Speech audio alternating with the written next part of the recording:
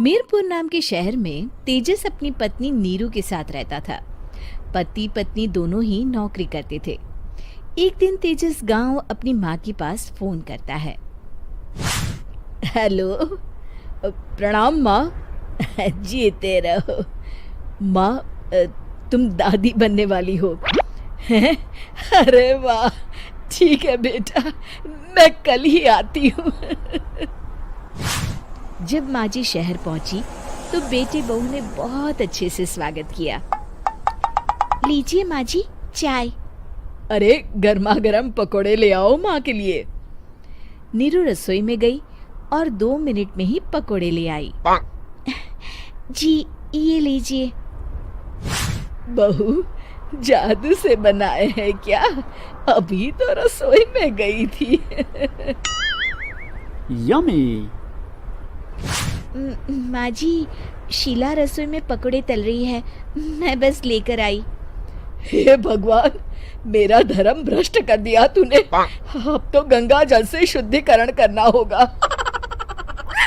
दूसरे दिन, माँ जी मैंने नाश्ता बना दिया है, ऑफिस जा रही हूँ। पर अभी तो घर का सारा काम पड़ा है। शीला आती ही होगी, झाड़ू पोछा बर्तन कपड़े वो सब कर लेगी। हमारे जमाने में घर का सारा काम हम ही करते थे। जी माँ जी, आप बहुत होशियार हैं, मैं घर ऑफिस दोनों नहीं संभाल पाती। तो जरूरत क्या है घर से बाहर जाकर चाकरी करने की? वैसे भी घर का काम खुद करने से घर में बरकत आती है, समझी? पर माँ जी। पर वर कुछ नहीं, इस महीने की पगार मिले फिर ऑफिस बंद। हाँ। रात को नीरू तेजस से कहती है, सुनिए जी, माँ जी बोल रही थी कि मैं नौकरी छोड़ दूं। वैसे ठीक ही तो है, अभी तुम्हें आराम की जरूरत है। फिर भी आराम कहाँ, शीला को छुड़ाने के लिए बोल रही थी। तो अब 24 घंटे में इतना काम तो कर ही सकती हो। पर जॉब पसंद है मुझे, घर पर मन नहीं लगेगा। अगले दिन जब दोनों ऑफिस के लिए निकल रहे थे, मेरी तो कोई कीमत ही नहीं है इस घर में। माँ जी, आजकल महंगाई बहुत है, रहन सहन भी बदल गया है, दोनों नौकरी करते हैं तभी ठीक रहता है। अच्छा, तू कहना क्या चाहती है? मेरा बेटा तुझे बिठा के खिला नहीं सकता? तू ही इस घर का खर्च चला रही है, हैं? नहीं माँ जी, मेरा वो मतलब नहीं था। मतलब खूब समझती हूँ, ये बाल धूप में सफेद नहीं किए मैंने। हाँ।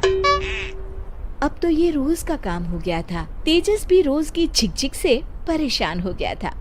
एक दिन उसने कहा, नीरू, वैसे भी तुम्हें मैटरनिटी लीव मिलने वाली है, तो अभी से ही छुट्टी ले लो। पर क्या, मेरी सैलरी अच्छी खासी है। आखिर नीरू ने रिजाइन कर दिया।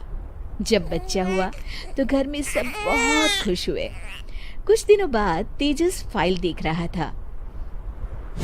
क्या हुआ तेजस, कुछ परेशान लग रहे हो? हाँ, वो हमारी जितनी सेविंग्स थी वो तो हॉस्पिटल में और छठी के फंक्शन में खत्म हो गई है नीरू। और अभी वैसे मंदी चल रही है तो मैं बोल रही थी कल मुन्ना को हेपेटाइटिस का टीका लगवाना है। नीरू, क्या पोस्टपोन नहीं कर सकते? नहीं जी, बिल्कुल नहीं। अब तेजस को समझ में आ रहा था कि उससे गलती हुई है। पैसों की कमी का असर घर के माहौल पर भी पड़ रहा था। अगले दिन, बेटा मेरा चश्मा और ये दवाइयाँ ले आना, पर्चा देते हुए माँ जी ने कहा। जी। तेजस, मुन्ना के लिए दूध का डिब्बा और डायपर भी ले आना, और ये किराने के सामान की लिस्ट है, इसे भी लाना है। तेजस गुस्से में लिस्ट मरोड़कर फेंकता है और चिल्लाता है, पैसे क्या पेड़ पर उगते हैं? ये ले आना, वो ले आना। अरे पर ये जरूरत का सामान ही है। वो गुस्से में बिना कुछ कहे ऑफिस चला गया। अरे लंच तो ले जाइए। नीरू दौड़कर डिब्बा पकड़ाती है। एक दिन खाना खाने के बाद, नीरू, अब तो मुन्ना कुछ बड़ा हो गया, तो अब तुम वापस ज्वाइन कर लो ना जॉब। पर इस रिसेशन में जॉब मिलना बहुत मुश्किल है। ट्राई तो करो। फिर मुन्ना?